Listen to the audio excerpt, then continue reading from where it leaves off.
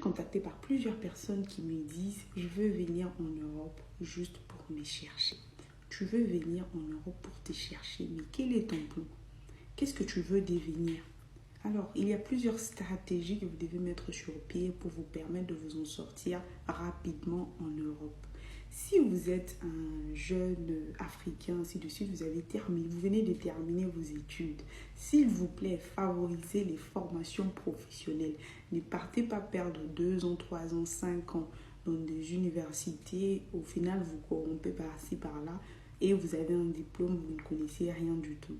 Et quand vous arrivez ici, ce diplôme-là, vous ne pourrez peut-être pas faire la reconnaissance de votre diplôme et vous devez recommencer à zéro.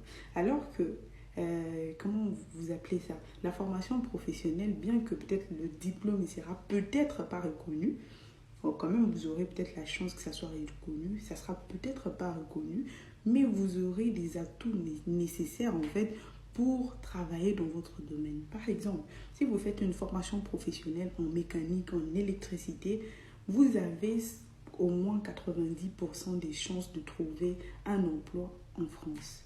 Si vous êtes en Afrique, la première des choses que vous devez faire avant d'envisager de partir en Europe, s'il vous plaît, faites des recherches sur les métiers ou encore des formations qui recherchent des personnes.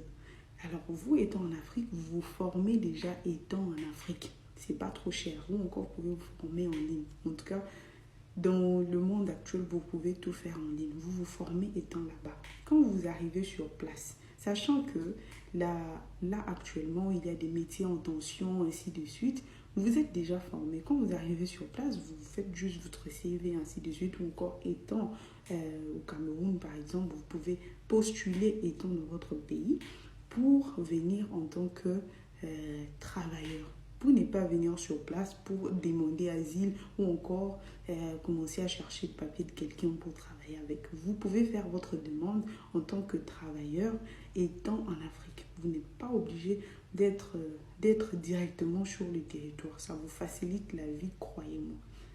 Vous pouvez toujours essayer. Étant en Afrique, vous faites votre demande et après, si ça ne marche pas, en ce moment-là, vous trouvez d'autres solutions. Mais s'il vous plaît, c'est ça la première des choses que vous devez connaître. Formez-vous.